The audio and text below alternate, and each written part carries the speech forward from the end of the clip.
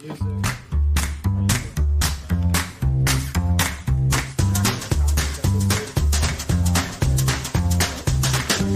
Podcast Detroit, recording live. Prepare yourself for a hoppy drive. If you're chilling at home, pop that crowler and just kick back for the next 2 hours. It's the end of the week, so here's to the weekend. It's Better on Draft with Rob, Matt, Nick, and Ken. That's right. Oh. I already messed it up already. That's right. Better on Draft. Wow, I am loud. Podcast episode, going to be dry January, episode number 1. We are, in fact, doing a special because there is a lot more in regards to the beer and alcohol world than just the actual physical alcohol itself. My name is Ken, in studio with Nick. Nick, Happy New Year. Happy New Year, sir. What, did you have a New Year's resolution? My wife and I, we don't do resolutions. We actually do just goals. What's your goal? One of the goals is go to the gym 12 times every month. That's one of them. All right. I was pretty successful in it last year. Another one, I wear a Fitbit. I usually try and get 15,000 steps 15 times every month. I almost got that. I lost it towards the end of last year, so I dialed it down to 12.5.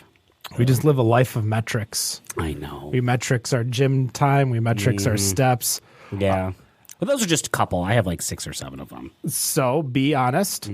It is January 10th. Have you had any alcohol this month? I have not. I have not had anything since New Year's. Since the one night you came over to my brother and sister-in-law's house for a little bit. That was the last time I had a drink. So what is this date? Was it the 10th? 10. Yeah. I have gone 10 days without any alcohol. It's a start. Yep. Wow. Impressive. Yep. Ed, what's going on? Not much, man. How are you? Happy New Year. Happy New Year, too. You brought yourself a few little things to drink. I did. Well, Nick's got a little Faygo Cola. I brought I'm bringing back my inner juggalo. We're going back to Ed. What are you drinking right now? Good idea. Right now I got the Hoppy Refresher from Lagunitas. So I see a Big B logo. I do. I stopped by Big B, and they now have kombucha. Really? Oh. Yep. 0.5% alcohol in it. So light, that's technically alcohol or whatever. Non-alcoholic. Non-alcoholic, yeah. And then, so I just picked up its strawberry vanilla, and then some stuff from Reputation as well. So I went to Whole Foods. So I was in Seattle this week, and typically when I go to a city and I'm there for 4 or 5 days, I'll stop at a Whole Foods or a Trader Joe's. I'll buy a bunch of groceries. That way then I'm not blowing money on meal after meal, like fast food, Chick-fil-A, Starbucks, whatever. Like I just have stuff at the place to go, snacks and stuff, so I don't have to worry about overeating. Because my problem is that I would forget to eat, and then it'd be 11 o'clock, and I'd want to go eat something. binge time. Yeah, and of course, the greatest things are open at 11 o'clock. Duh. Taco Bell, especially in Seattle. Yeah, well, I did get a little bit of that, which I may bring on another episode. I bought some THC drinks. Uh-oh. So what's interesting is that in regards to THC drinks, the ones that we've had before on the show were only 10 milligram drinks.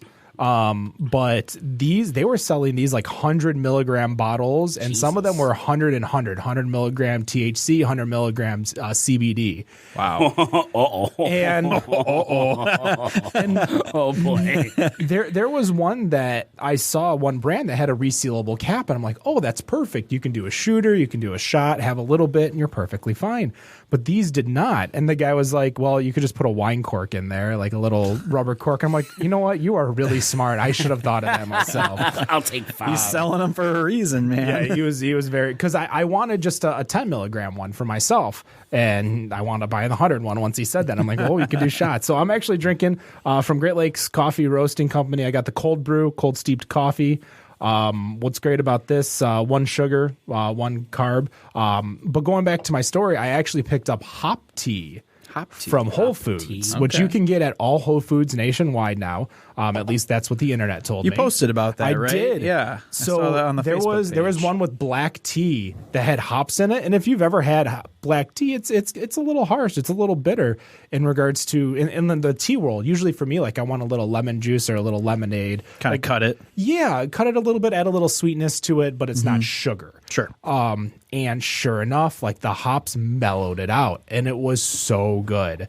70 milligrams of caffeine per can, 16-ounce can. There was no carbonation, which was nice.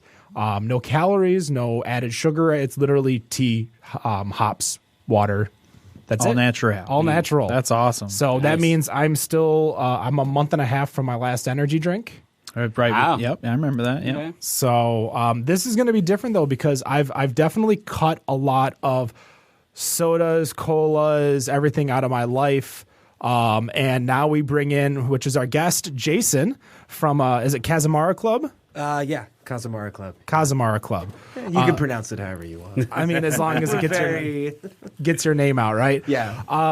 So you own Casamara Club. What is it? Talk to us about it. So we make leisure sodas, which is to me just a way of saying we make drinks for when you're not drinking. So in particular, the kind of four that we came out with and started selling here a little over a year now are they're sparkling water, a few grams of sugar, some lemon juice, and a blend of bitters that sort of we designed to taste like Italian Amaro, which is like a botanical after or before dinner drink that tends to be pretty popular over there and has gained a lot of popularity over here and was just something that I've been kind of obsessed with for years. And I hear the word bitters, and it goes. And the first place that jumps out to me that has bitters in their drinks was Willett Show Bar over there in Midtown. I think that's considered Midtown. Yeah. You were there last year for the Golden Jiggers. I was there for something last year, but not that. Yeah, because 19 was over at the shipping container, but I was at that 18, one. yeah. So my sister-in-law, she had a birthday there last year, and old-fashioned drinks, kind of take a trip back to the roaring 20s and 30s. And Well, we are in the roaring 20s. Well, the 20s. Okay, the 1920s. Yeah. Sure. Oh, this decade's going to throw me off. And seeing all these old-fashioned drinks and seeing bitters, and I'm like, well, what the hell is that? I'm going back, I'm the college kid going through drinking Smirnoff and doing the old English and, not the brass monkey though, just old English. Gotcha. Yeah, so whenever I see bitters, I associate it with something fancy. I don't know. I don't know if that's something that's just. I don't know if that's just something that's in my mind, or I don't know. So that's I don't know. That's a fun association, and not one that. So for me, I think my first exposure to bitters was.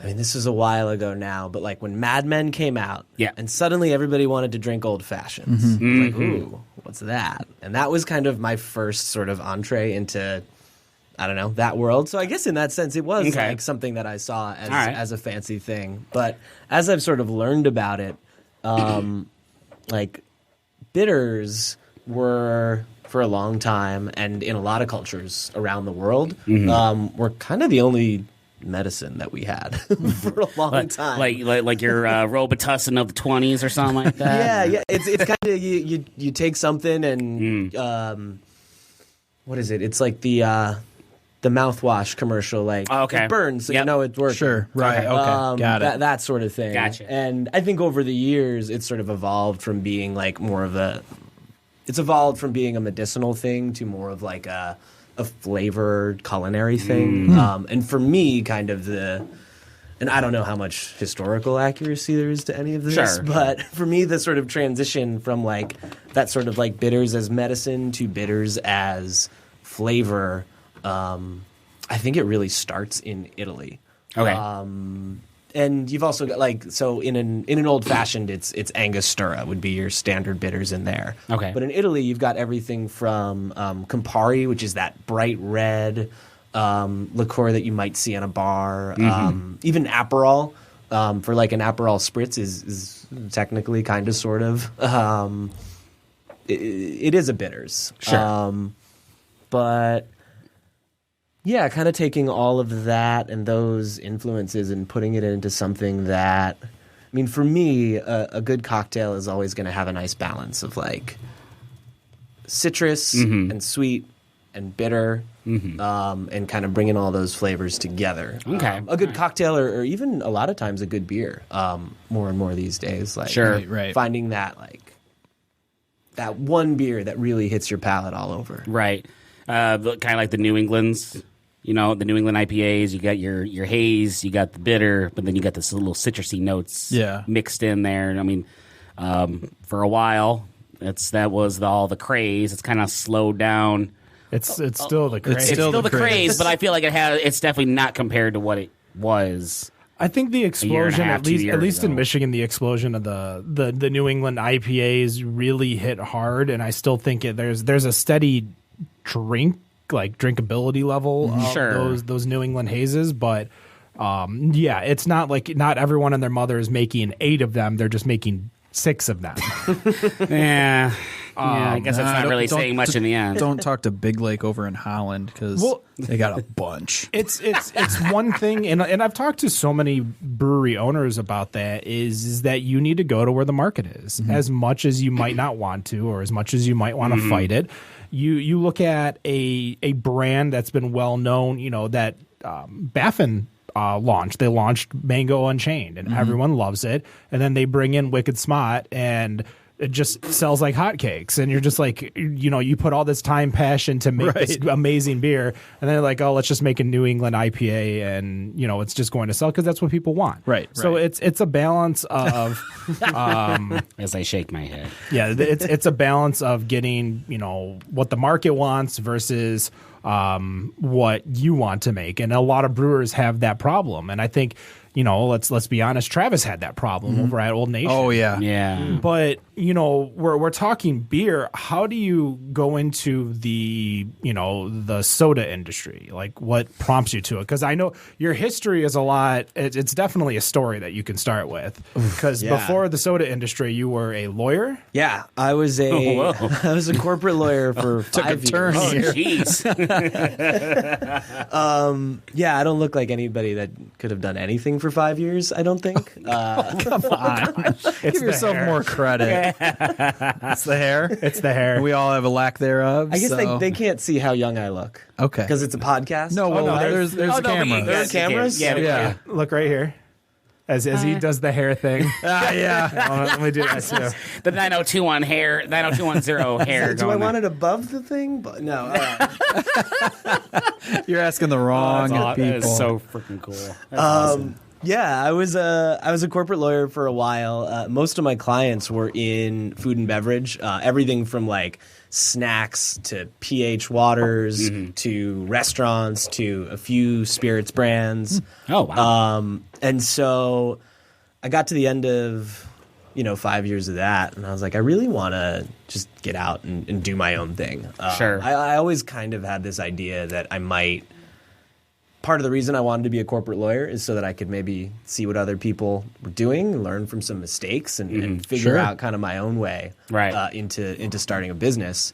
And I get out of being a lawyer, and I realize I didn't know how to do anything other than be a lawyer. Law school probably does that to you. Yeah, it breaks your brain a little bit.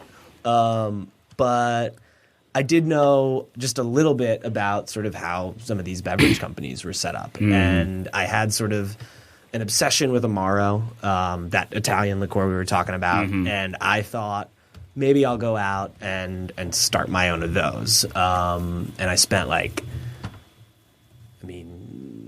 leading up to that point, I had spent a couple years just sort of playing around with recipes and trying to figure that out, but kind of found that the TTB, like the alcohol regulatory body in this country, is just such a pain to deal with, and I didn't want to deal with them.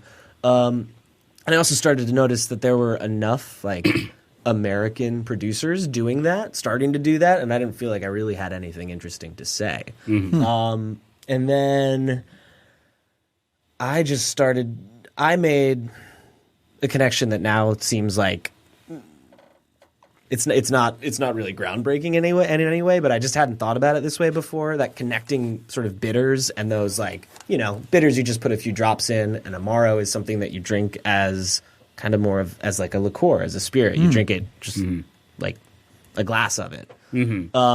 But this idea that they were kind of the same thing, that they were made in the same way. And so I started leaning into this idea of like, well, soda used to just be bitters and water and carbonation. Right. And then, over the last 150 years, they started adding, just a lot of sugar. Artificial sweeteners and High fructose corn syrup. Yeah.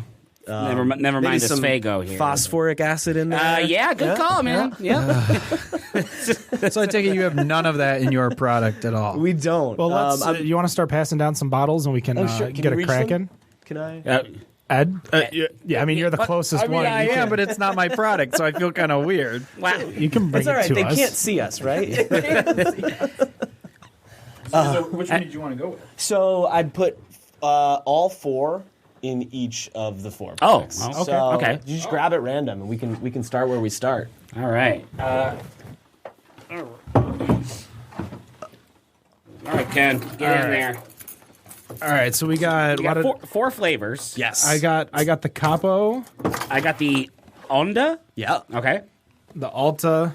There's the all right, the Onda. And Ed, what do you get? Sarah. Sarah? Sarah. Is it like Michael Sarah? No. It's a Oh, with the S. Different spelling, same right, pronunciation. okay. Yeah. They're twists. Oh, they are? Oh, now I just feel like an asshole. Oh my God, get over yourself over there. I will say there is a level of satisfaction that I get from using a bottle opener. Right, I don't right. blame you at all. Okay. Yeah.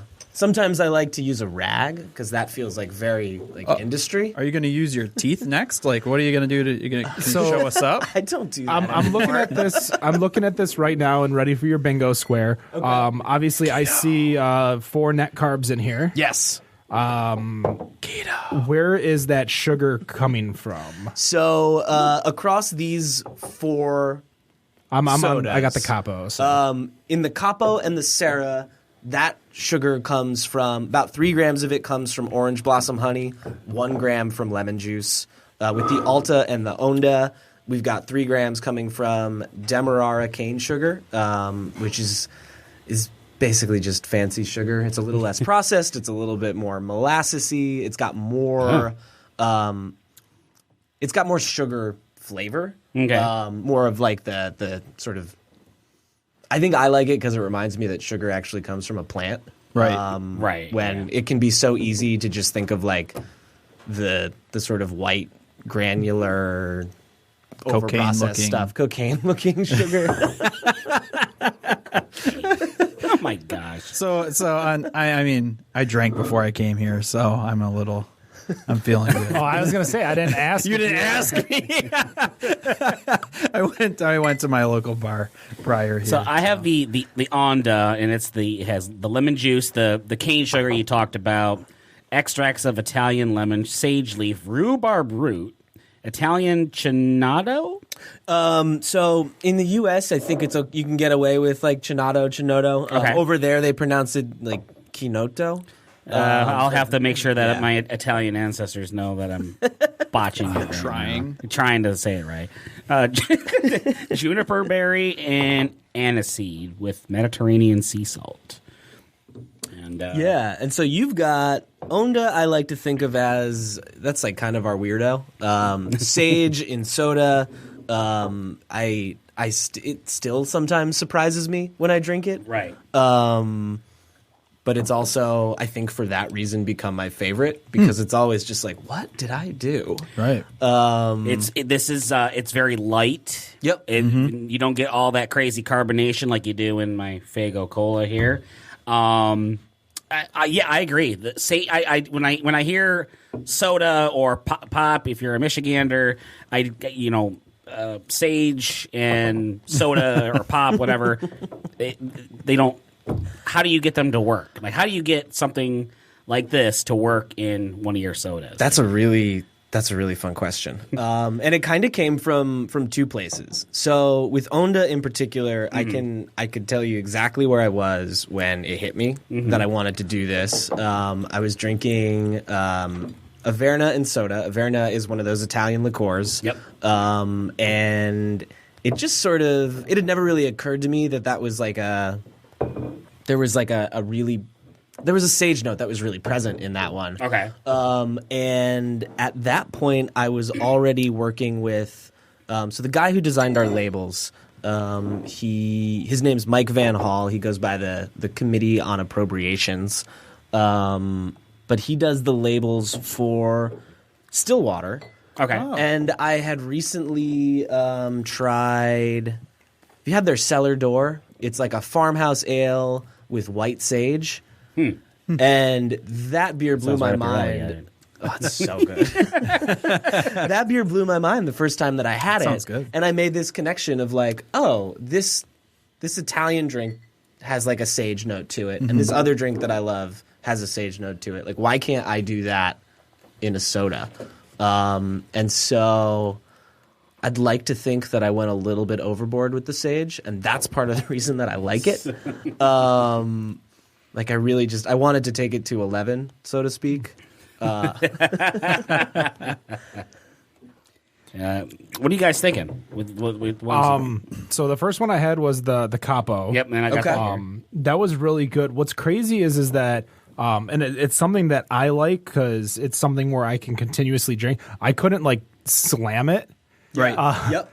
There was too much for me to drink too much. So it was nice to be able, like, this is definitely something that's going to be in my house so that when I want, because I don't know if you guys get the same feeling too, but I want that feeling sometimes of carbonation. Like, I want a fizzy drink. I want something that's just not tap water. So Yes. not my problem. Prior to the end of the year, like we bought sodas to mix with all of our drinks and stuff. Because after a while, you're just drinking. You're not drinking for taste, Right, So right. you might as well drink lesser liquor, liquor, and drink. Mix it up with the soda, whether it's a Diet Verner's, Diet Sprite, or Coke Zero. So I've been trying to finish up all the soda in the house just to get rid of it. But yeah, this is definitely something that I'm going to be carrying in my house just to be able to like have something that I don't have to sip on. Because I think too, that was my problem with energy drinks, is that energy drinks really don't have that much carbonation in them. So especially the white monsters, like I was chugging them, and I mean, I don't know if you guys knew, but I was doing like 3 to 4 a day. Yeah. Easily. 3 Yeah, to I 4. knew you were doing that, Yeah. but God. And that doesn't include like the diet or the sugar-free Red Bulls I was drinking on the show with my vodka and whatever else I was doing. So, I'm surprised you're still alive. I mean, I only did it for like 7 or 8 years straight. So, I mean, there'll probably be something in my 40s or 50s that'll be like, They'll sneak in and be like, "Where'd this come from? I've been keto for so long." And is that your impression of me, by the way? no, I don't know. I don't know. I have all sorts of appreciate that. impressions. So yeah, I'm liking the fact that I can sip it and just kind of like drink it. I'd probably love to just put it on ice just so it make it last longer, make it cold longer. You've been kind of doing a tour. I see a lot of your launches at bars and people are making cocktails with your drinks. Yeah, which is continually surprising to me. When I first started this, I was like, okay, I figured out exactly how I want this to taste, and this is how everybody's going to drink it. And then you put it out into the market, and people are like, oh, can I mix this? And I'm like, I don't know. That's your business. But then it starts to happen sort of without me, and now I'm like being continually impressed by what people can do with this as a tool. Like I don't think I really have that skill set or ability. Cocktail making has gone from, not necessarily like it's always been an art, but I think people have taken it a lot more serious.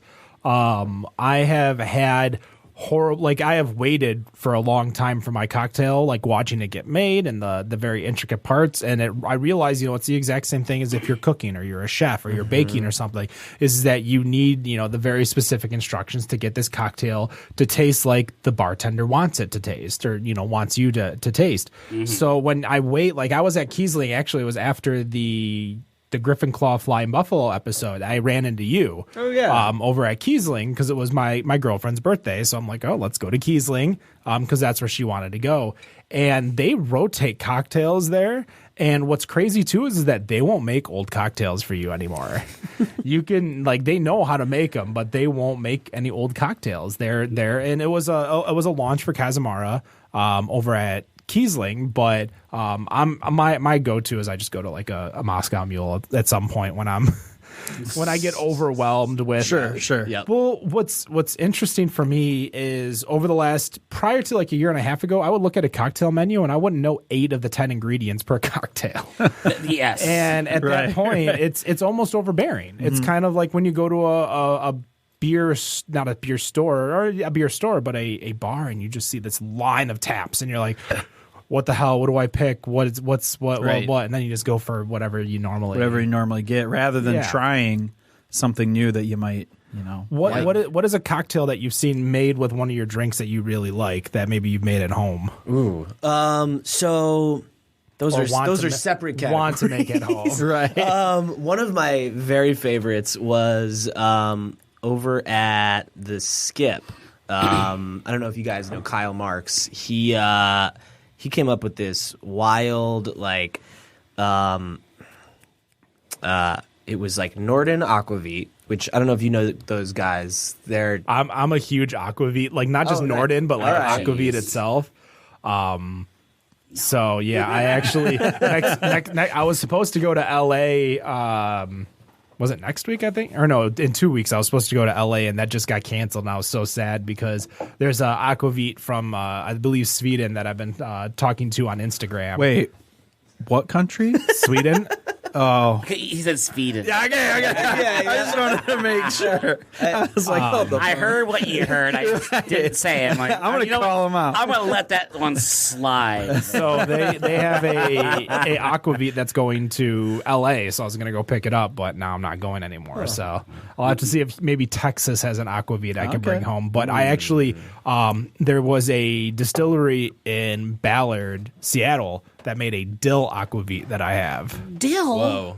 So I'll have to. Really well. So people tell me sometimes that Onda tastes like pickle juice. Wait, which one does? Onda. I don't think so. You know what? I can see it though. I can see it. I can see it. It's never my first association. Right. But I can see it. I feel like those could go well together. We're gonna have to check back on that after. So this distillery is actually out of business. Oh. So I'll have to bring the bottle for you, and you can play with it for a bit. There's still plenty of it in there. This sounds like a little too high stakes, though. Oh, if we can't get more.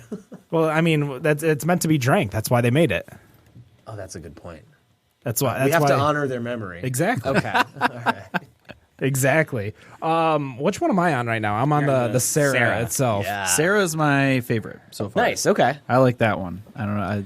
You have bark in there. Is there some bark? Bark? So my absolute favorite thing about Sarah is that I taste bark, like tree bark too, Yeah. and that comes from the cinnamon. Yeah, it's like cinnamon bark. Yeah. Right? Is that what it is? Yeah, and it's. Have you ever seen a cinnamon tree? No. I didn't even know a cinnamon tree existed. I'm not gonna Is lie. that where cinnamon comes from? Yeah, that's I mean, I've actually seen a cinnamon stick, but Yeah, I haven't seen a... I've seen a cinnamon roll. I still don't fully believe it. Like, I would love to touch one and smell one in person. To Where see are they what's up. located? Sri Lanka. Sri Lanka. Oh. It says true cinnamon tree. The cinnamon. Hold on. Cinnamomum virum, called true cinnamon tree or Ceylon cinnamon tree, is a small evergreen tree belonging to the family of Lauricae, native to Sri Lanka. So, I mean, I'm sure there's other countries, but that's where they're native to. Cool. According to the internets. The internet's... So, Often a reliable source. I mean, it was a Wikipedia page, so All right, I so assume at least it's cited. I assume it was cited. Yeah. I like the Sarah too. The Onda That's the one with I believe this was the lemon on this one. Yes. This one was really. This is like really like perfect summer drink. I would feel like I think lemon. I think citrus. I think hot time. Out in the summer. 80, 90 degrees. I love pop. Obviously, especially going down to Faygo for crying out loud. I'm not gonna lie. With all of these, I want to mix it with gin. Mix it with gin. Yeah, I think the You're not gin would wrong. be Like gin or vodka with a little bit of citrus. See, I'm not a gin person though. Are you a gin blossom? No, I'm not a gin blossom. Okay, that was worth a I'm shot. not Johnny Resnick. Isn't that the Goo Goo Dolls? That's Goo Goo Dolls. Then Yeah, who's Gin Blossoms count. then? I have no idea. I don't freaking know. No, like a lot of these things, and we're going to be actually doing this during the second segment of this show over at the end of the table. I don't think you can see a little bit between where Ed and Jason are. We have a alcohol-free whiskey, a gin, one called Seedlip, which is more like a shrub. And then the tall bottle, it says it's like a non-alcoholic energy drink. That's an energy drink. Did you see how much caffeine is in it? Yeah, like a shot is supposed to be like 80 milligrams, I think. 320 per 8 ounces. Jesus. Yeah. So maybe I a little do the less math, per I shot. don't know. I was going to say, like, what kind of Math. shot are we talking about, too? Are we talking ounce and a half, or are we talking... Yeah, because is it a 8 double? ounces of a spirit would be a lot. I mean, Yeah. that's a free drink hour at Luna. Is R.I.P. Yeah. That's like half a fifth. What was that? Was that your 10? gang sign over there? Your No, RIP it's gang just, sign? doing I think he was doing the Father, Son, Holy cross. Spirit. the sign of the cross. Okay. Your Italian ancestors. So Yeah, you it liked, don't mean nothing. You liked over at the Skip. They had the aquavit. Yeah. It was a cocktail that Kyle designed to sort of show off like some stuff that's going on here. And the aquavit was the base. He made like I believe it was like lemon coconut oleo, which is it's like a syrup, but instead of heat, I think you add the sugar to the peels and you kind of just like let that all draw it out. And man, I can't even remember what else was in it, but it was topped with Alta, which he liked because the anise in the Alta sort of, I don't know, it really worked well with the aquavit and the sort of flavors that you get from that. Yeah, that was delicious. Kiesling. James Downs made a cocktail with capo, mezcal. Oh. It was delicious. I feel like you with gin. I just can't do tequila. Wow. Tequila, mezcal, anything in the family, like whether it's white tequila or I just can't. Tequila makes me take my clothes off. Please keep your clothes on. I have. You know there are cameras in here, right? There's no tequila around. Fair. We can go grab some from the. I know better, Nicholas. Yeah, tequila is just my no. Like I will even turn away tequila unless it's like in a mixed drink where there's other alcohols present. But like tequila itself is just not for me. I tried a couple different ones over at Donkey over in Grand Rapids, which is like the tequila bar, Right. over in GR, and I still couldn't be bothered with any of them. It's kind of like me with IPAs. Like I've tried enough to know I don't like it. No more IPAs. Has anybody done any like beer tails with any of your drinks yet? No. No. That's a great idea. Light bulb. Yeah. Right? I mean, wow. What we did do with Batch, we took that Kinoto that we were talking about earlier, that shows up in a few of these. We added that to one of their sour bases that they just had fermenting for God knows how long. Okay. We took that, we added some of the Kinoto, and we created this like I don't even know how to describe it. I think we called it Underbeer. Don't tell Underberg. We're a little worried that it's too close. You can change the name in case you guys decide to go Yeah. Right. into market. Yeah, talk to Kuma about that. And it was it was delicious. We had it at Summer Beer Fest. And okay. Yeah, I may have had a few of those. Few. A few. A few of those, Yeah. meaning a few of those, or a few Yes, the answer is. The answer is yes. Yes. Good. What is the future going to be like for Casamara? Are you looking to introduce more? Are you trying to make any more flavors, or are you just looking at expansion right now? A little bit of both. Sort of last year, the project was, I think I sort of quickly realized that this is such a weird niche product that it probably makes sense to try to get it out into the world a little bit beyond Detroit and beyond Michigan. And so I tried to set up distribution in sort of a few key markets like LA, San Francisco, New York, Chicago. Wow. And so that was sort of the project of last year. I think this year the project is like now we've got a network of these really great, like a lot of them are craft beer distributors. They take their stuff really seriously. They're very I don't know, they're like knowledgeable about the products and they love it in a way that I think, you know, some of the bigger guys you can maybe get disillusioned, that sort of thing. I tend to think these smaller distributors are just, you know, there's no other reason to do it than you really, really love it. Right. Well, that's been our experience with M4. Like M4, as well as Oath, have been very, very, good to the show, talking to the show. We've obviously had a few reps from M4 on in multiple different capacities. Sober is not one of those capacities. No. Okay. Sober is not one of them. We've had, sometimes when they have a launch, we've interviewed people through launches here over in Michigan. We've had them on just to have them on. We've also had like former M4 employees or M4 employees that'll come with the brewery that's on the show. They usually come with the brewery. They're like, "Oh, let's go over there." You know? So they'll just come in and like hijack someone else's spot at World Expo beer. Yeah, they've been. I wasn't gonna say it. I was gonna say they've been very, very good to us, and we appreciate their support. Especially we're also we're bringing in you guys as well as Reputation at the end of the month, which is another M4 client that's in their non-alcoholic client. Eric's awesome. What have you seen in regards to? Obviously, we're celebrating Dry January. Are you seeing more people reach out to you looking for alternatives, or like is there a boost in your sales for this month? Are people ordering a little bit more? Or? So I think it's still too soon to say if has been or will be a boost in sales, because a lot of that, like, there's a little bit of a lag in terms of like I sell to the distributors and then they come to me, and it's not clear until like a month or two later when I look back of like,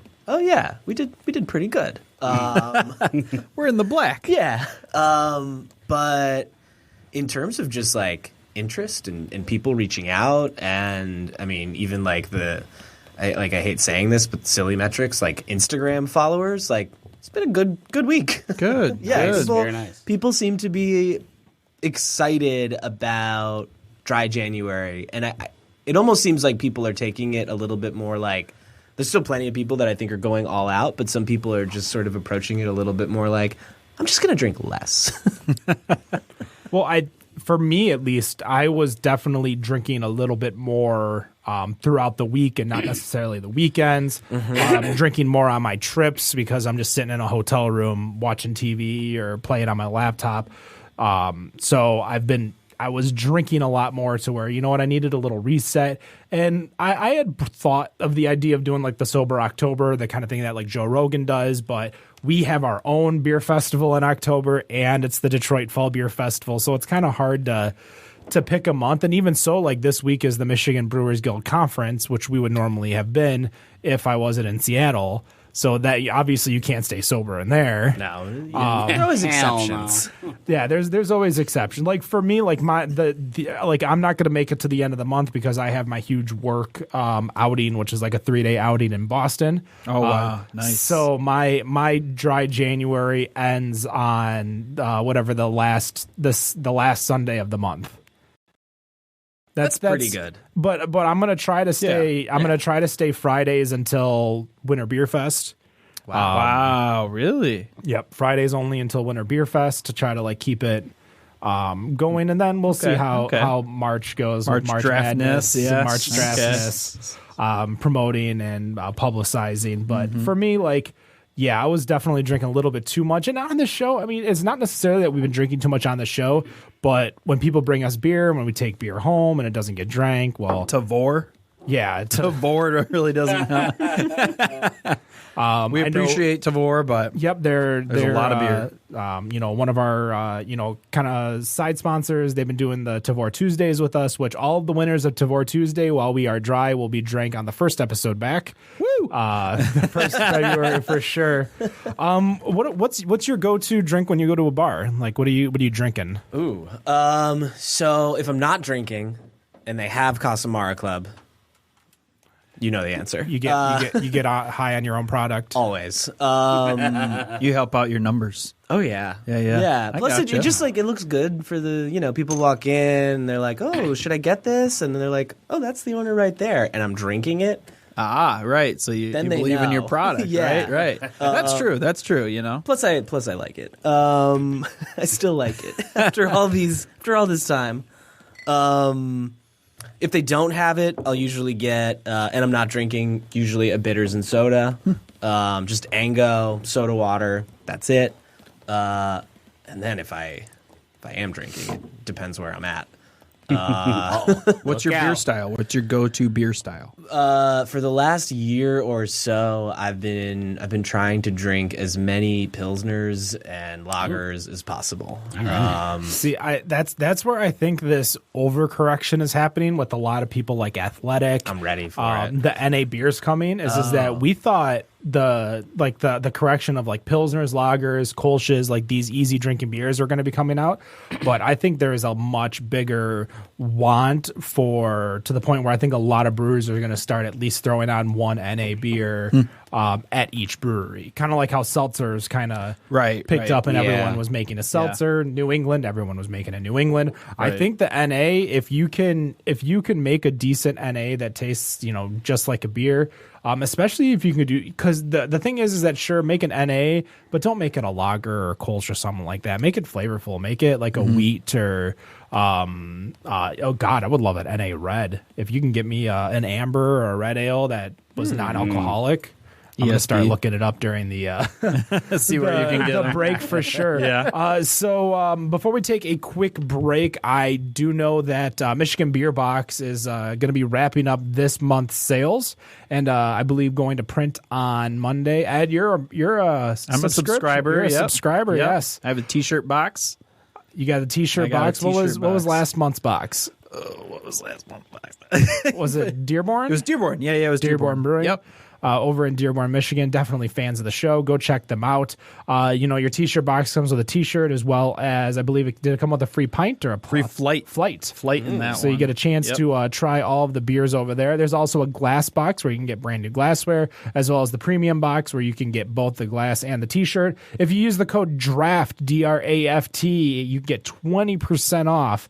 So go to mibeerbox.com and check it out. We are going to take a quick break. This break is always sponsored by the Ferndale Set. This is Brother Son. We'll be right back. And we're back. Hey. Episode number 1, Dry January. So during the break, we decided to try a cocktail. I am not a mixologist at all. You look legit there for a moment. I mean, I had the little sugar. So right now, in your glass is just orange juice and Ritual non-alcoholic gin. So let's hold the bottle up because people don't really believe. I just took a picture of this fake. Well, not really fake. This 0 proof whiskey, and my wife didn't believe me. So there it is. There you go. Oh, there are cameras everywhere. Oh, Yep. Yeah. That one over there is a security camera, but we don't care about that. So Jason suggested we top it off with a little bit of Alta. We'll top off there. God, I hope Now, this works. Alta, I would say out of the 4, that one had the biggest, I don't know, taste, like the biggest presence. Yeah. Everything else was kind of gentle and light. You could like pick out certain things, but this Alta one, I was like, ooh. So the reason for that is, so each of these 4, it kind of starts with a. I got it. Yeah. Thank you. Yep. Starts with a citrus peel. Okay. And so with Onda, it's the lemon. With Capo, it's a mandarin orange. With Sarah, it's grapefruit.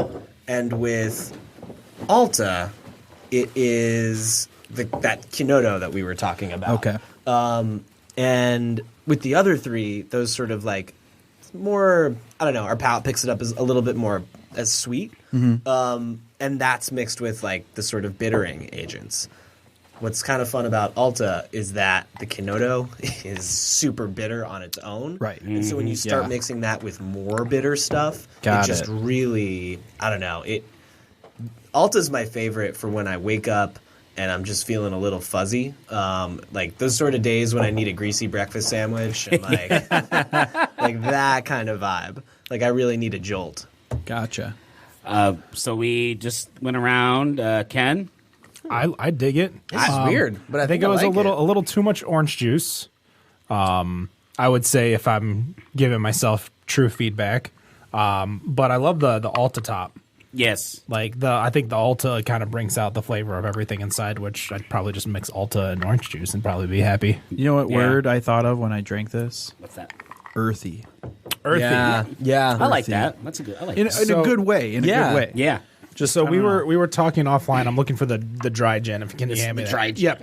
So the ingredients in this dry gin, obviously it does have juniper in it, green lemongrass, capsicum fruit, green peppercorn, prickly ash, and peppermint leaf. So that is your ingredients for the. That is so crazy. Each one of these they're 0 calories. They have less than 1 gram of sugar in them.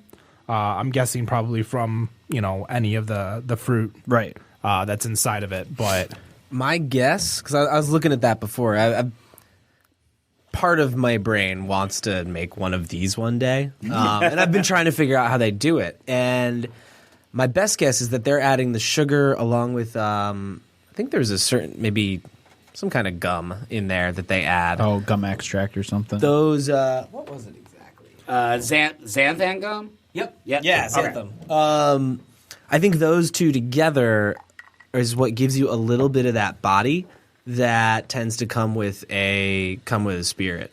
But I'm still new to all this, so I was going to say figuring it you're out. talking though like you got some chemistry background or something, I just try to hang out with people who are smarter than me. and then pick up what you can. Yeah, on the way. just like Yeah, listen yeah. real hard, ask Gotcha. questions when I'm not bothering them. Sure. Just Yeah. soak it all up like a sponge. So I think the Alta kind of cut the citrus, like that super citrusy part of the orange juice a little bit, and kind of. I don't know. I almost want to kind of like do a shooter real quick of this gin to taste the gin separate from the cocktail. Well, you can without any consequence. So That's true. That's true. It is, I really like.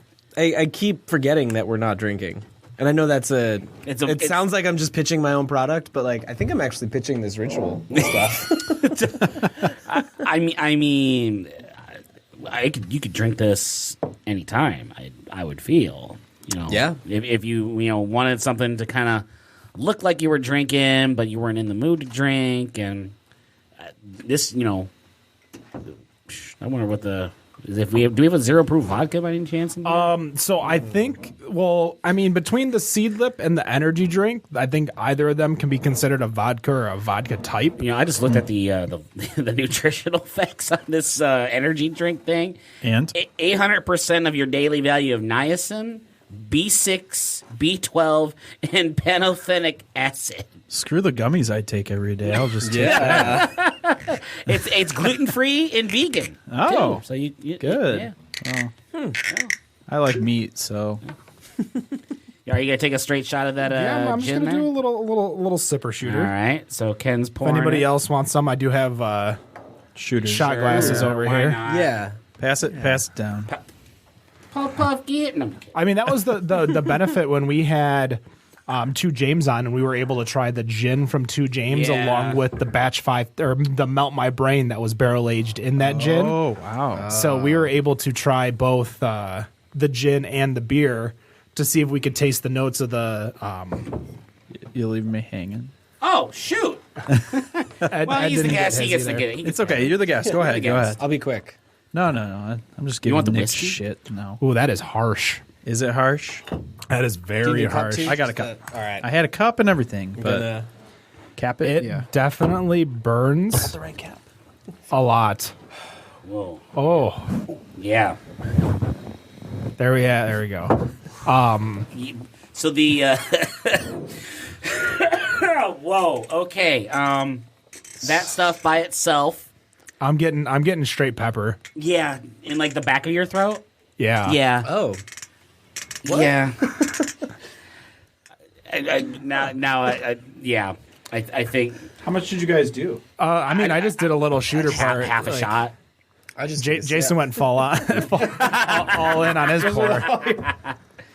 So I do have I have tonic water in here too. Like a fake gin and tonic. Yeah, that might be. What do you think, Ed? I do get the pepper.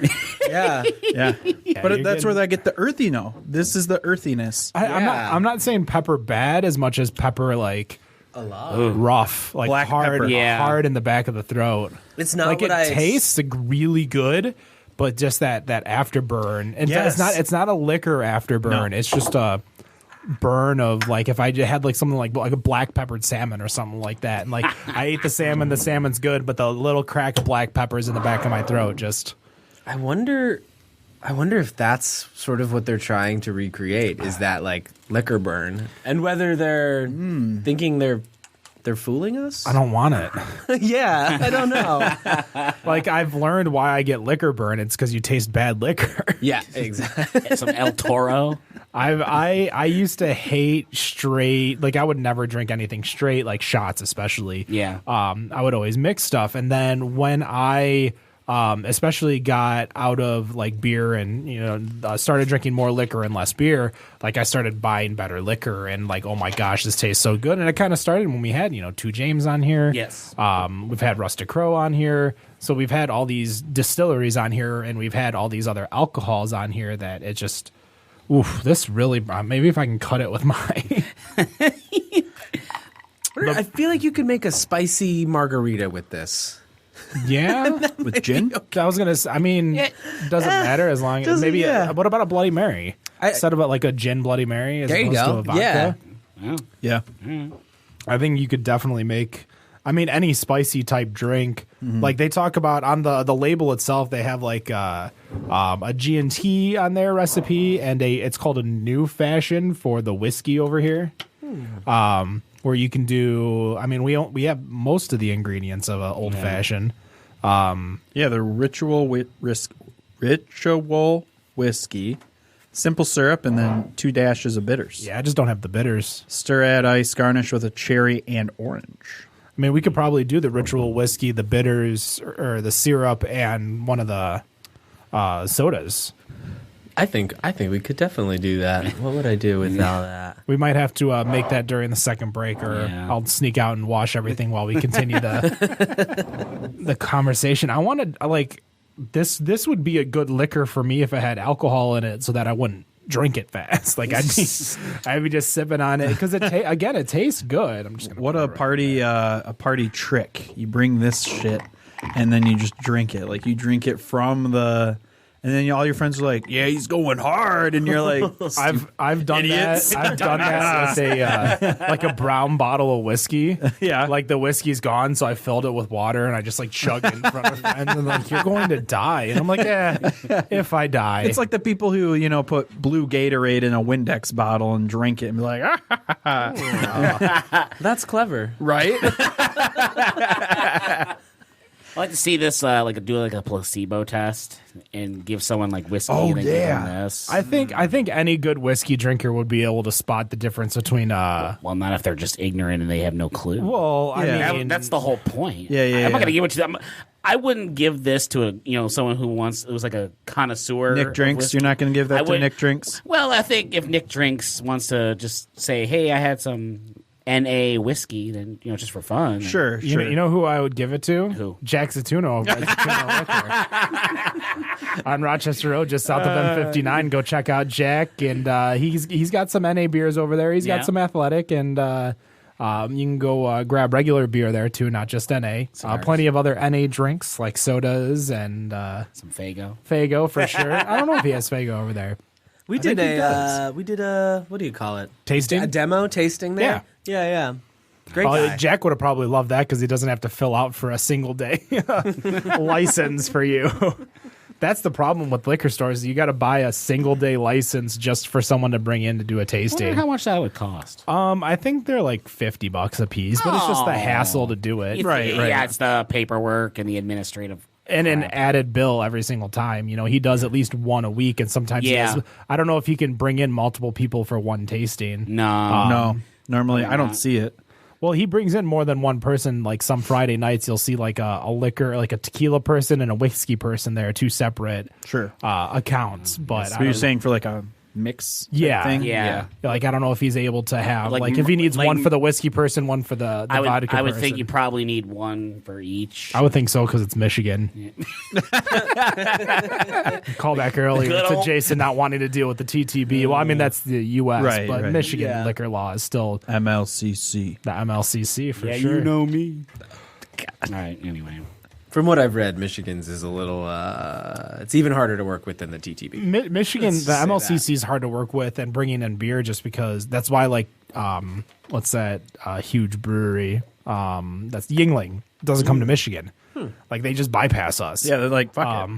There's no reason for them. They don't need to come into the market. They have market share plenty of places. But that's why we sell like a lot of not bigger breweries, but like by Allagash isn't in Michigan anymore. Like, Right.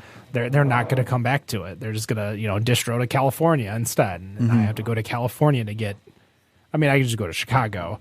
Allagash White. Yeah, Allagash White. I So love that. good. The triple is so good too. What was the triple? The triple is a solid beer. It's hard to really find anywhere, but yeah, I'm enjoying this. The cocktail that we made, though, I think we need that. That might be like a at-home cocktail. It was easy. Yeah, it's 3 ingredients: gin, orange juice. We might need to properly measure it. Maybe do it a few more times. It's not like we're gonna get drunk on it. What is your, when you're selling, like, what do you tell people? Because this is obviously a different sell. It's not a cola. It's not a soda. Like, for someone who is not necessarily newer into this style of drink, but like, how do you tell them, this is something you should try? Especially because, the big thing we all look at is a price point. Yeah. And it's not like, I can go get a Fago for, what's it say? $1.09 for a 24 ounce. Why am I coming to you for a 12 ounce can or bottle of Alta sparkling? Yeah.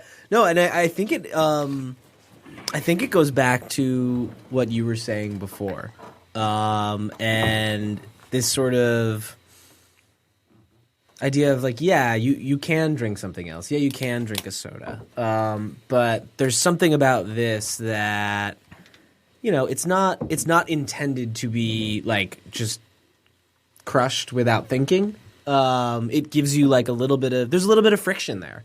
There's a little bit of room to, I don't know, enjoy it on a couple different levels in the way that somebody might with like a really great beer, where you're like, oh wow, it's doing things for me in a way that, like, I love Coca-Cola, but it's so coating and big, and it doesn't really leave any room for anything else. I think one of my favorite things about these is them being so light. They go really well with food. Like they're easy to pair with a meal. They're easy to, like, I don't know, more and more people aren't drinking. If you're throwing a party, it's nice to have a non-alcoholic option.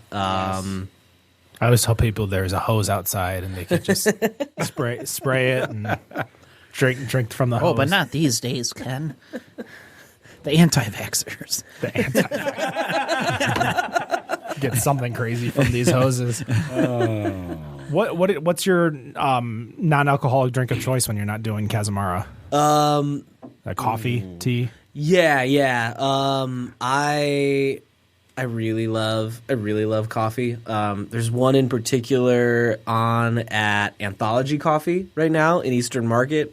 They've got this bean from, I believe it's from Ethiopia. There's like it's got like a really long, fun story behind it that I'll save you guys here. Go check it out. Go check it out.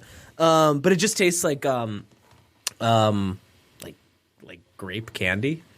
Okay. It's wild. I don't know if I want grape candy in my coffee. I though. didn't until I tried it. It was definitely worth like it's an extra maybe like $1 more than the other coffees, but like totally worth it. I've never had anything like it. Right. And they're fairly confident they won't be able to find anything like it again anytime soon. So, Well, sadly, their website's broken. oh no. Or I would look Anthologies is? Yeah. Okay. Or I would look at their coffees, but it's over in Eastern Market. It's off of Division, but it's not like in the Eastern Market proper. When you think Eastern Market, it's a little bit off the beaten path in that area. But a great place to go check out. I've been there a few times. I was happy when they opened because Trinsiphones was, and I mean Germac too, are my coffee spots down there. But then I was able to start going to Anthology when I wanted something different and easy. And for me, like I love, and they sell it over at what's the Comet? Is Comet the burger bar over in Corktown? Yes. Yeah.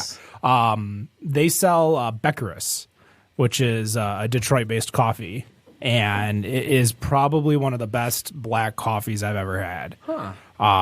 Nothing crazy to write home about. It's just their standard medium roast blend. Like there's nothing fancy, no grape purple drink in there. Purple drink. My gosh. But it was just a great, standard hot coffee.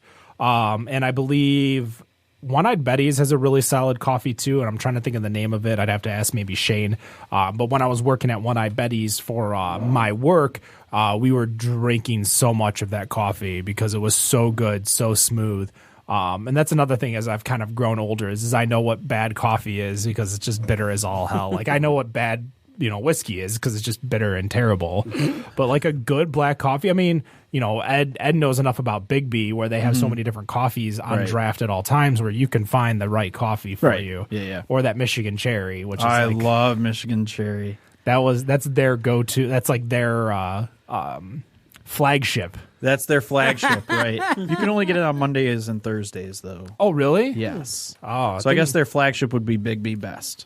Big B Best. Big B yeah. Best, French roast, and then a decaf. Speaking of which, we got Flagship Friday Flagship February. There we February, go. yep, that's I'm not coming even up. drunk. I'm sober as a fucking bird. I couldn't say whiskey a Fumbling few your words minutes there. ago, so So we got Flagship February coming out. Definitely check out betterondraft.com or facebook.com/betterondraft. You'll be able to find out more about the flagship beers of the state for sure. Yes, sir. Hopefully we're going to be adding to our list this year as we keep making it bigger and bigger. yep, we got about 40 or 50 breweries from the state of Michigan. From the breweries, we will reach out to them, talk to owners, talk to brewers, and Yeah, see we what want the them. We flagships want them to are. participate. We don't just Right. want to make a list like a Metro Times list. Yeah, or a freak list. Or I mean, that's something. easy. Like, oh, we could just put a bunch of names on here and not look. But what are your guys' flagship go tos for a beer? Like, what is a beer that is your not? I mean, as much as like M43 is the flagship of Right. Old Nation now. Right. What's like that flagship beer that's that non-special, so not like a Gorilla Juice from Ascension, good beer, but what's your flagship? Like for me, Rochester Red, Rochester Mills, that is such a great go-to standard. Same with the milkshake stout. Yeah. But like whenever I'm at Greektown, there's a bar that has Rochester Red, and I just always go to that bar inside the casino. I don't mess with anything. Sticking with the Reds, if I'm in the mood for a beer and maybe not a lot of choices, but it catches my attention. I always seem to find this one in a lot of places. Eric the Red from Dragon Mead. Mead. That's a good one. Yeah, so Eric the Red. What about you, Ed? Love them or hate them, it's Bell's Two Hearted. Bell's Two Hearted. That was my first Jason, ever you got craft beer. A flagship beer. I guess the one thing that I pretty much always have in my fridge is Upland's Champagne Velvet. Oh, Yep. so good. And it's like it's just you can't beat that price point. No, oh right. Thank you, M4, for bringing it into bringing it into Michigan. Yeah, we actually had the opportunity. It was M4. Thank you. We did a part of an episode on the Brews Brothers because we had Upland it was about a year ago. Yeah. And he was we did it over at Tom's Oyster Bar.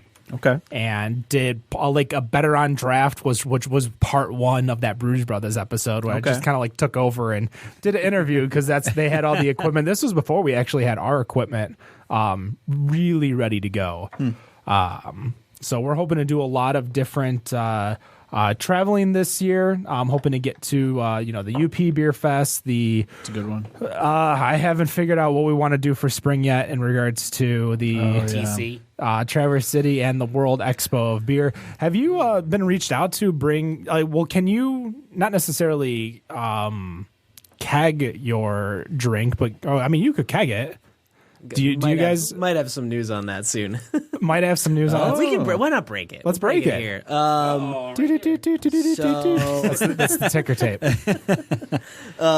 We're going to be basically we found a way to put sort of just everything but the water into a bag in a box that's either you can hook it up to like a soda gun at a restaurant fountain. Yep. Or like pour it into a like a pony keg, one of those like refillable kegs, and that should be coming to. That's going to be Michigan only, I think, for a little while. Let's see if it works here. First, you looking to have it as a mixer or sell it as soda, like a company would sell a Coca-Cola? Like if I went to a Red Robin and they're like, "Oh, what do you have for sodas?" And so my hope is that I think my first thought is that a lot of bars and restaurants, I think more and more you're seeing people saying like they want to go not quite zero waste, but as little waste as possible. Yeah. And so if we can take the bottle out and just give them like a bag and a box, and they can like put our soda on the gun, that's great. I would also I don't want to get my hopes up on this, but I just know if we give people this as like a syrup, they're gonna do some cool stuff with it. And I'm really excited to see when you take the water and the bubbles out, and you can kind of use it as I don't even know what you'd call it at that point. I guess a syrup. And yeah, I think that's what they call those boxes of like soda and stuff, is just like syrup boxes or syrup bags. Yeah. Because what I'm picturing with you when you're talking about that is that if you ever go to the Basement Bar, I don't know if it has an actual name, over at the Blind Pig in Ann Arbor, so they actually gun all of their liquor too.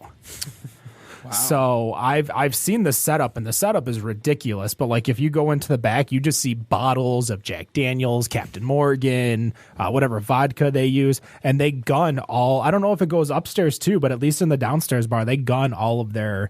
I would guess it's either that what they consider well, since they're putting it in the gun. Gotcha. So okay. I mean, Jack Daniels is pretty well in comparison to all the other whiskeys that are out there. Right.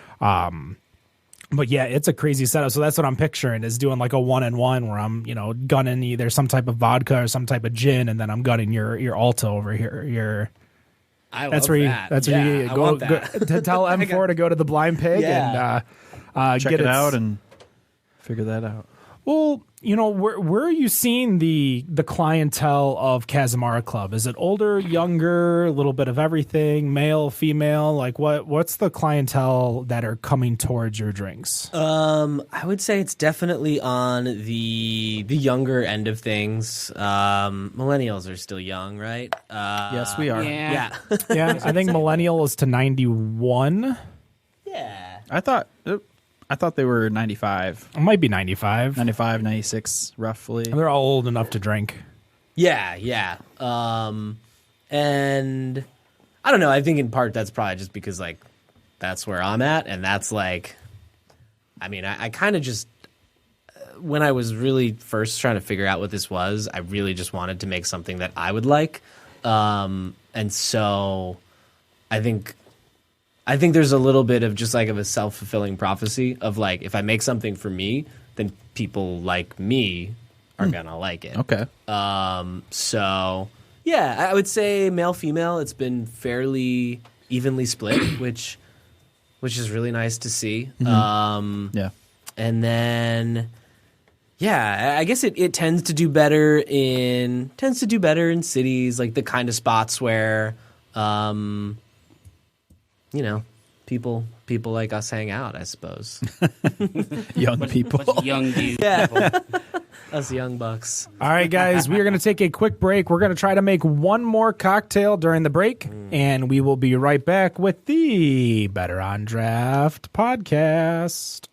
And we are back. Dry January episode number 1, part of Better on Draft. So far, 0 alcohol has been drank on this show. It's so freaking I had weird. 0.5. You had did you have the kombucha? I had the kombucha from Okay. Big B Coffee. So we have now. This is 10 calories for the whiskey, which is also from Ritual. 0 proof whiskey, 2 grams of carbs. I can't We believe we're doing this. We decided to make it with some simple syrup, as well as some Sarah from Casamara Club. So first, I'm going to do the shooter. If you guys want to join me in doing the shooter to Jason's taste already it ahead first. of us here. Oh, sorry. No, hey. Hey, guests get to go first, man. You get to tell us how it goes first then. It's a really weird taste. Yeah. That it almost tastes like a syrup. Yeah. Like it almost has like a consistency of well, it doesn't look like a syrup consistency, but it definitely has that taste. Like if you know that last fork of syrup you get after you eat pancakes and you just like scoop up, like that's exactly what it tastes, not tasted like, but the viscosity, I believe is the right word. Yeah. Jason is in some very serious thought right now. I'm trying to do the math right because it's very syrupy.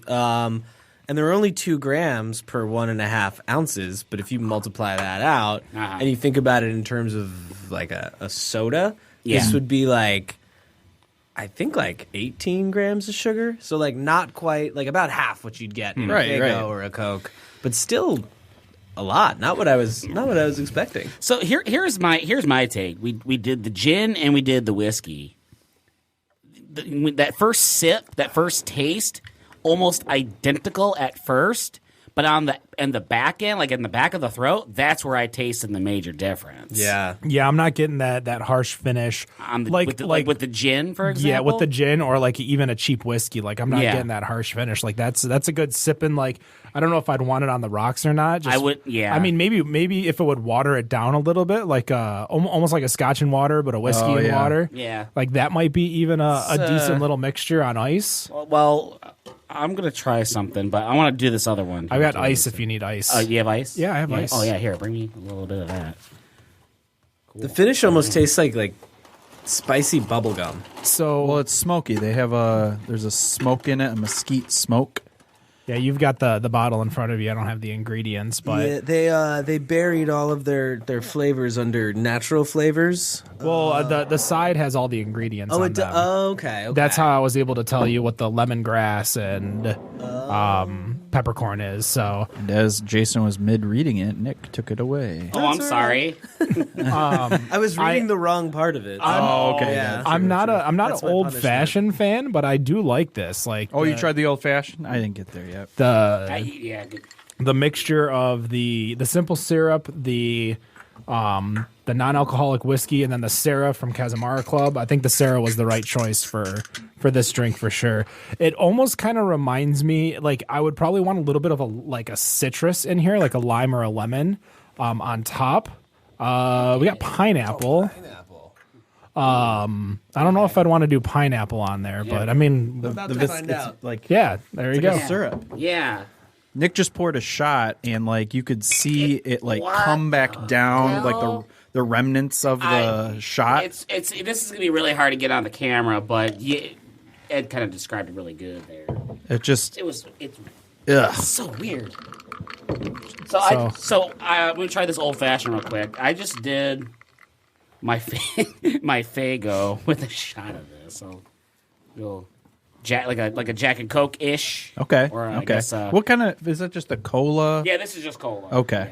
Yeah. Okay. Yeah, I went with the new fashion's really, really good. Again, This is great. if I had some type of like a lemon or a lime in there, maybe a squirt, I think a squirt would probably taste really, really good in here. Can I get a little bit more of that Sarah? Is there any more of that left, though? Yeah, there's plenty of Sarah. Add a little bit more. This was really good. Again, we're kind of eyeballing all these things, so I'm like, none of the glasses are going to taste the same because I made 2 batches of the new fashion, but this is definitely something like this is something you can make at home.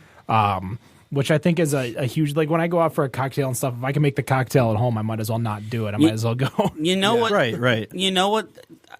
This almost tastes like a Coca-Cola.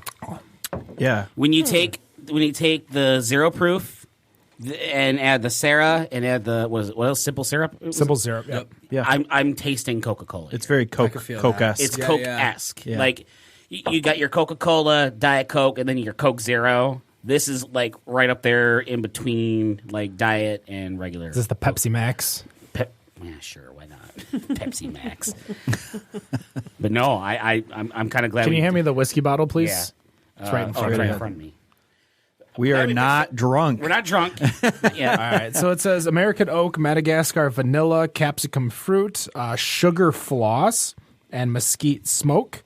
Warm caramel, hemp leaves, green peppercorn, prickly ash, toasted spices. I think it's the Madagascar, the vanilla. Maybe. I think that's the vanilla that's giving it a little sweetness that we get in Coke. The thing is, go ahead. Well, it might be no. the xanthan Just thinking gum, about too. Oh, the xanthan what we gum. believe to be in Coca-Cola. Right. Yeah. The secret recipe. Tar. Black tar heroin. You guys want to hear a fun? I almost worked for Coca-Cola. No way. No shit, Honest really? to God, the Detroit Bottling Company. Okay. Oh gosh. I went for an interview there, and it was definitely the first time I've ever done a panel interview.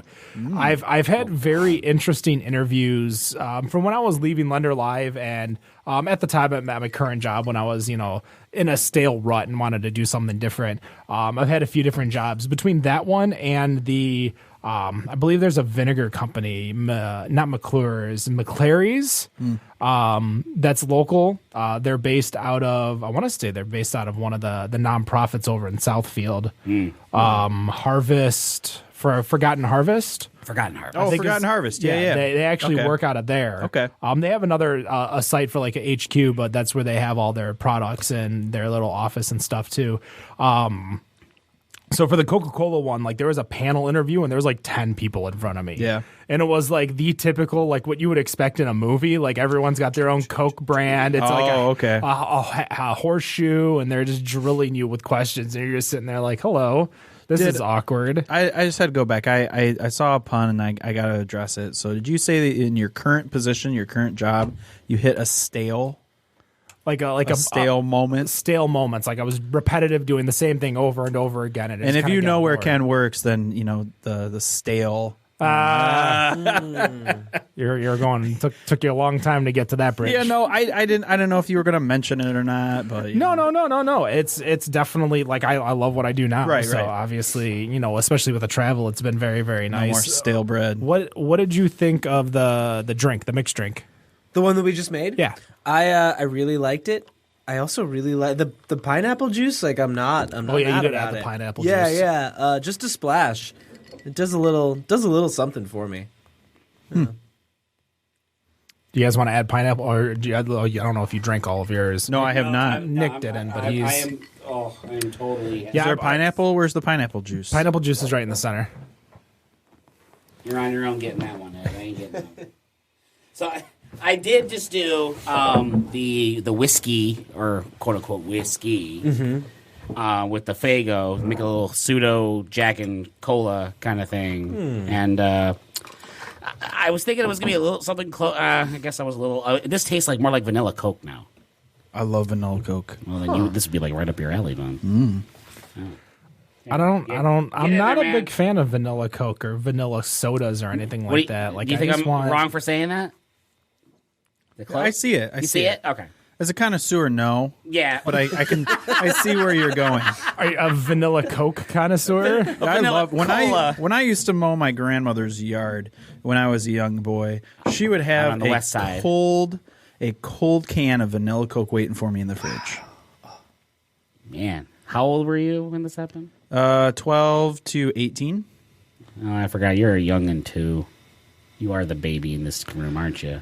I have to cross over the bridge this the 30 bridge this month. Oh no, Dirty 30. It's not that bad. No, I know. Yeah. I know.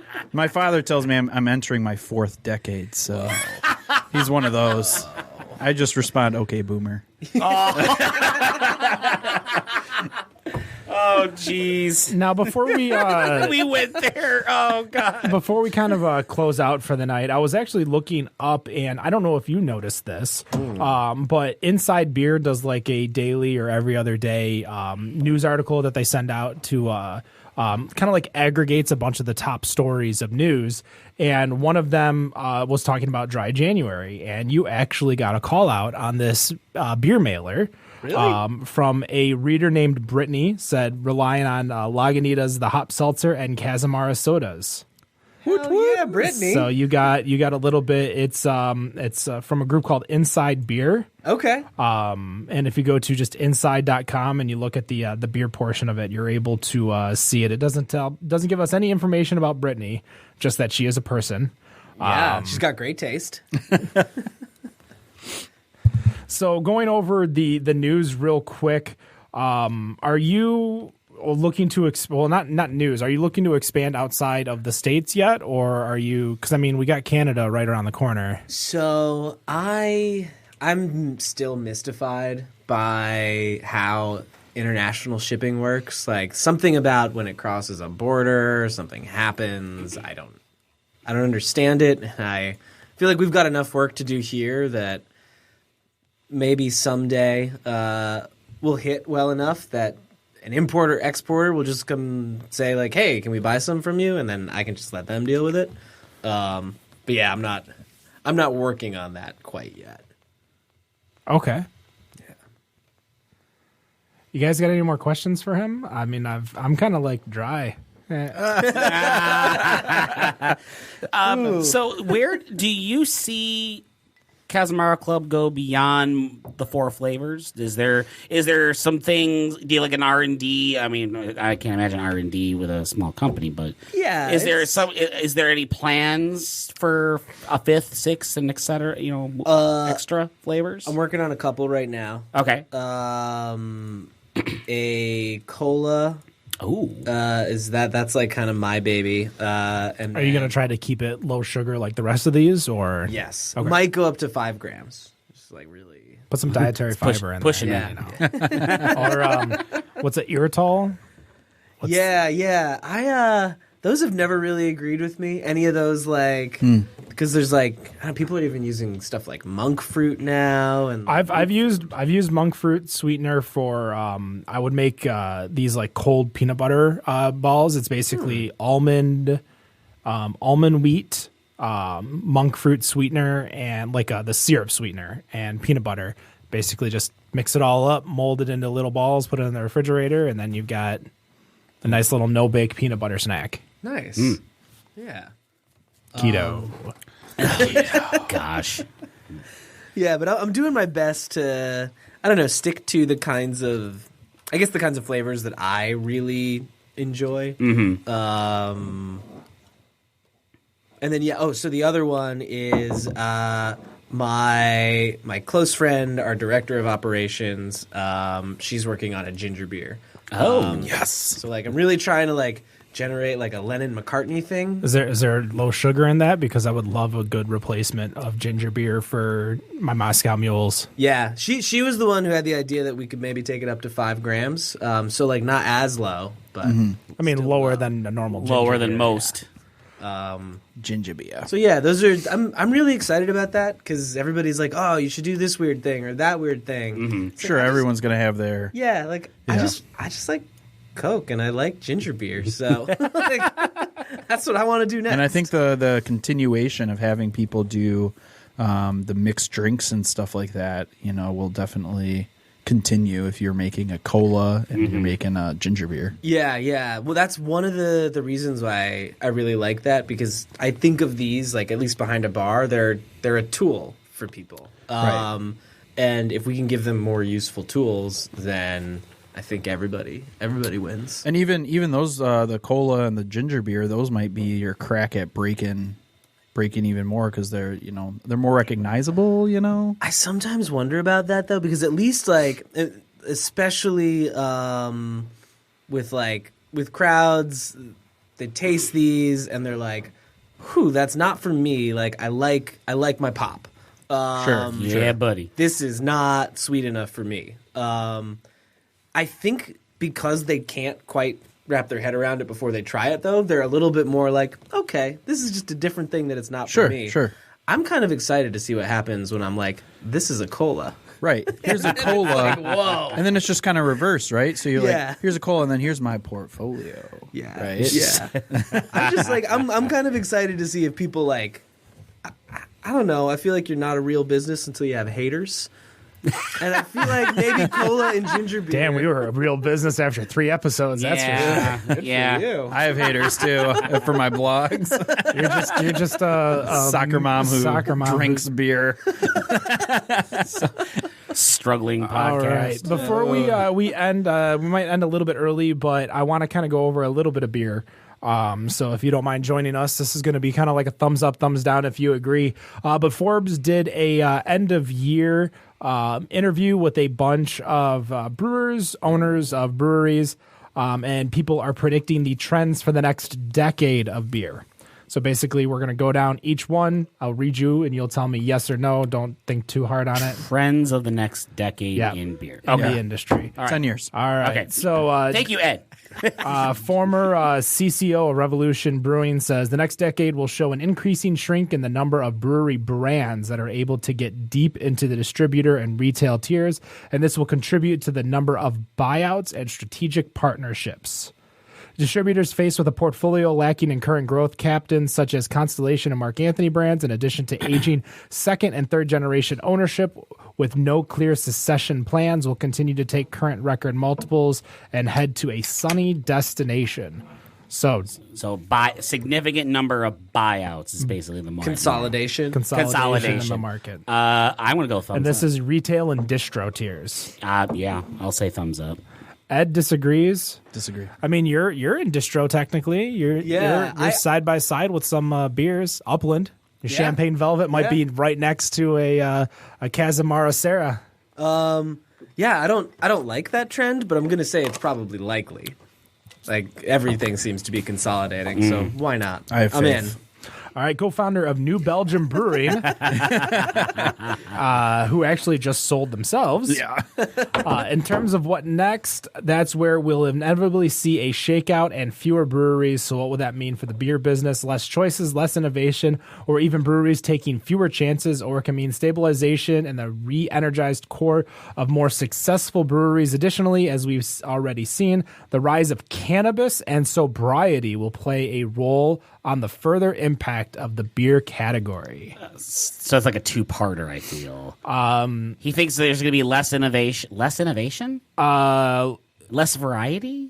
Due to the less breweries, less innovation, less choices, less chances. I'm gonna say thumbs down, and here's my reason why.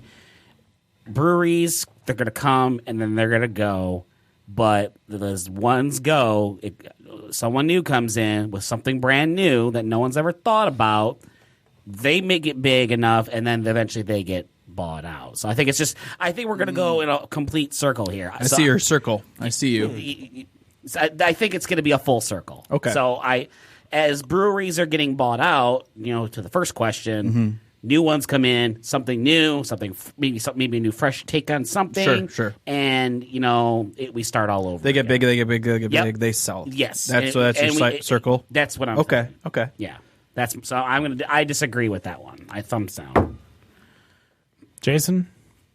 There were so many in there. The where it ended with The rise of cannabis and sobriety. I was just reading today about it is a zero proof wine with THC.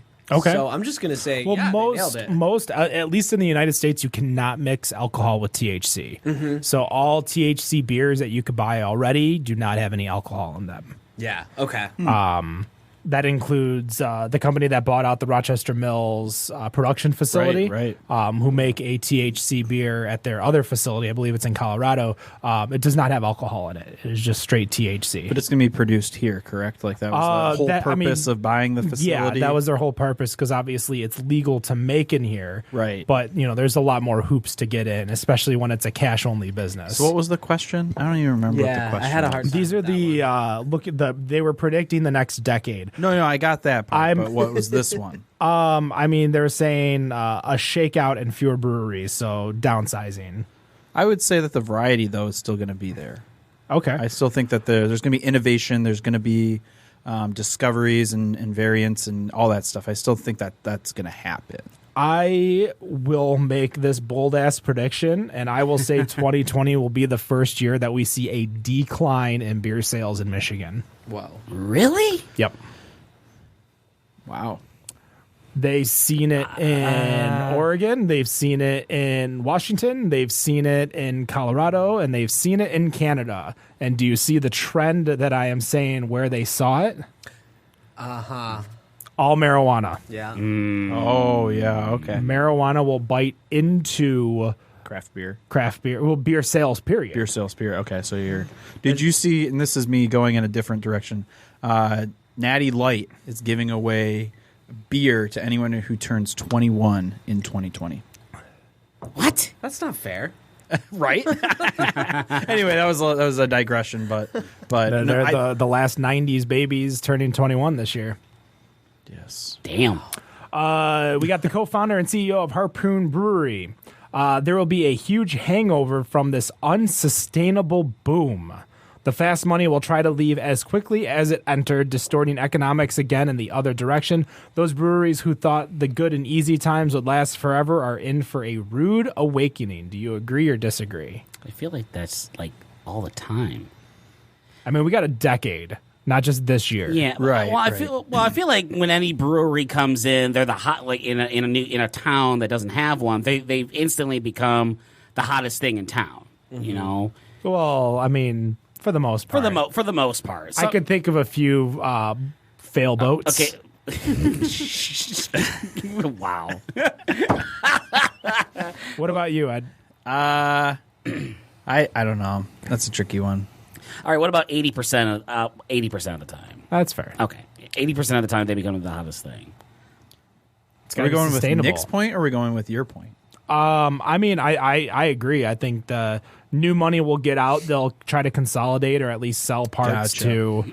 I agree with it. They're going to sell to the bigger dogs. And you know what's going to be crazy is that 2020, 2021, Mark Anthony Brands is going to have a fuck ton of money to spend. Because I don't know if you ever heard of this thing called White Claw. But yeah, they're making a lot of money. Right. What about you? They're You releasing think, 3 you more think there's going to flavors, be too. like a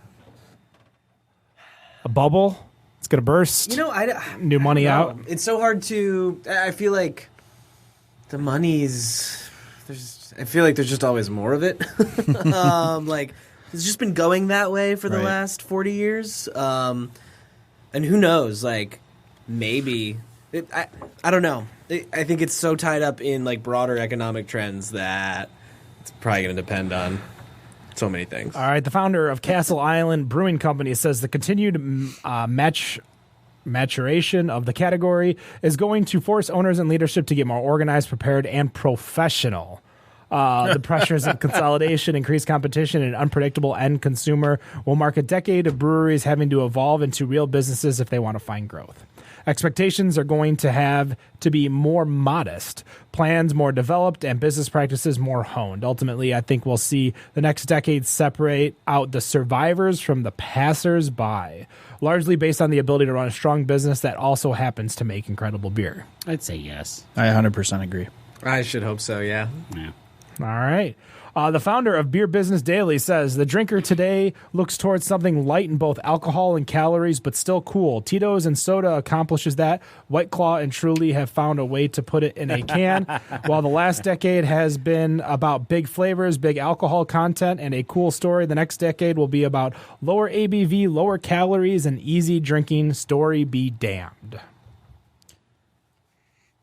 I mean, I think we all talked about it earlier when we were talking about Kolsch's pills, like the overcorrection, in my opinion, but also being a little bit more health conscious. Like, I think people are not necessarily like Jenny Craig Weight Watchers, fad health conscious as much as just health conscious. Right, what they're putting in their body. Yeah. And stuff. Yeah.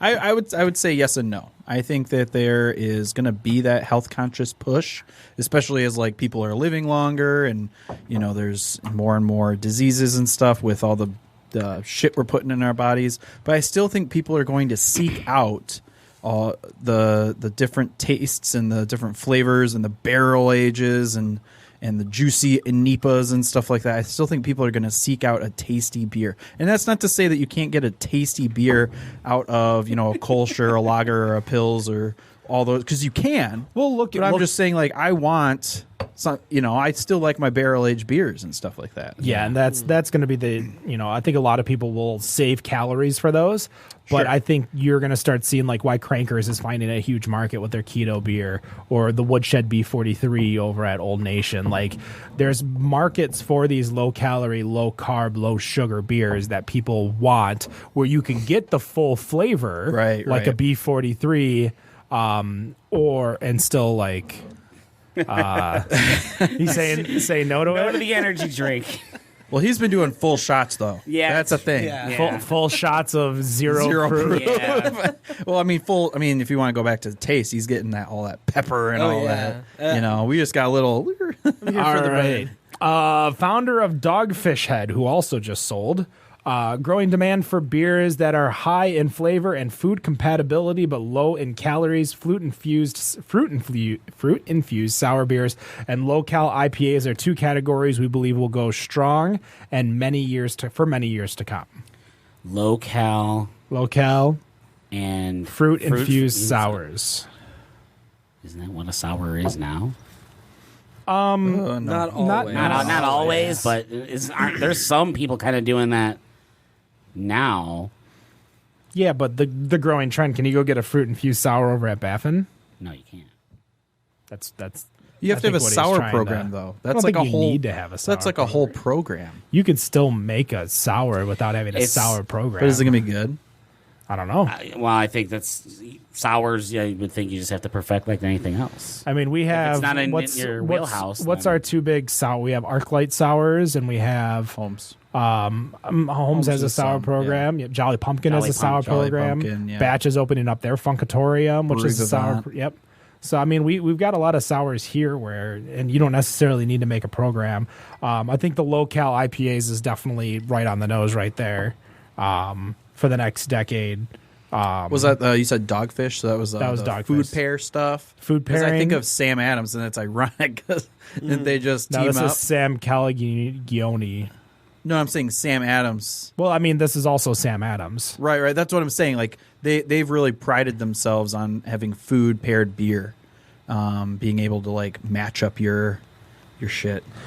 All right, the owner of No Lie Brewhouse says the next decade will be about accelerated alcohol beverage category proliferation, brewer proliferation, consolidation, and ever-changing customer drinking habits. Beer was a traditional American alcohol beverage.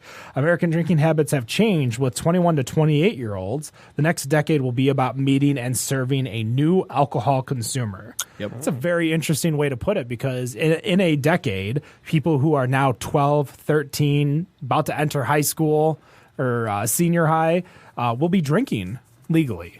In a decade. Right. Unless we raise the drinking age by then. Well, we just raised the tobacco age. Yep. Yep. Yeah, it's going to be, I mean, the whole flavor, that whole generation. It's a complete generational change from the Gen Y to Gen Z. Isn't it Gen Y? Gen Y got renamed millennials. Are we? No, Gen Y is between or after after millennials. Like millennials sandwiched between Gen X and Gen Y. Gen Z. X and Gen Z. They renamed Gen Y to millennial. Yeah. Fucking. Yeah. So there's Gen X, millennials, and then there's Gen Z, the Zoomers. We needed our own special name. Zoomers. Yeah, the Zoomers is the new, because they're Fighting with the boomers. Basically, the rest of this talks about locale beverages. I was going to say it's very repetitive. Yeah. The last one, and this is from the Beer Institute. We started the decade with brewers fighting one another over what federal excise tax relief should look like, and we are ending the decade with an extension of federal excise tax relief from a bill that was passed 2 years ago. I think for us in the policy space, the next 10 years should be about making sure beer is America's beverage of choice. The industry has no collectively and individually, the industry has to collectively and individually act to keep beer popular, and that is not a done deal if we don't do anything. America. I think what we need to see, at least in Michigan even, is a alcohol, spirits, and beverage, not union, but guild. Alliance. Yeah, that would be like someone who will, with the proper money, everyone funneling money into it via, whatever they can. Where much more than just what the Brewers Guild needs, because in regard, like, you're fighting the MLCC and you need not only the wine makers but the distillers in there to change a lot of laws, because a lot of laws just don't affect beer. It also affects all of liquor, all of distribution. So we need some type of alliance, I think, that will fix a lot of the issues in Michigan, because Michigan just has a lot of issues in regards to laws. And the guild, hopefully, they just announced 4 new members of the guild. So hopefully one of them, some of them start working towards some new updates. And we don't get the industry, just the status quo. Right. That's going to do it for us. Better on Draft January, episode number 1. We have, in fact, drank absolutely nothing, and I'm still tripping over my words, so now you know that it's not because of alcohol. I'm going to do this shot. This is the Hackamore I'm so glad I'm not doing this. energy shot. I have no idea what this is going to taste like, but it looks like it's Ed and I, so cheers. Cheers. I know you got to drive home, right? Yeah, I do. I got to go to Target later. Not Target, Meijer. That's not that bad. It That was better than the other 2 things we took a shooter of. It kind of almost tastes like a more bland 5-hour energy. I've never had those, but sure. I've had plenty of them in my life. 5-hour energy. They say there's no crash, but there's definitely a crash, and I know what time to drink it to have the proper crash at the end. How long is that? Because I got to drive. For the dark one, I always did it like if I wanted to go to bed at 3 a.m. because I wanted to stay up, I would take one at 9 p.m. the black one. Okay. And so 6 hours. 6 hours. 6 hours. Yeah, and I would 5 hours of energy, 1 hour of shit. and out like light. yeah. Casamara Club, they can find you on Instagram, Facebook. What's the website? CasamaraClub.com. And you can actually buy it online. Do you ship to all 50 states? Yeah, I think all 50 states. At least the 48? Yeah, I don't know about Alaska and Hawaii. I apologize to all of our fans out there. That's going to do it for us. Better on Draft Dry January. Don't forget to check out our sponsors, Michigan Beer Box, North Center Brewing over in Northville, Michigan, Zatuna Liquor, the Ferndale Set. And no matter what you think of your non-alcoholic beer, we think it's Better on Draft. Have a good night. Peace.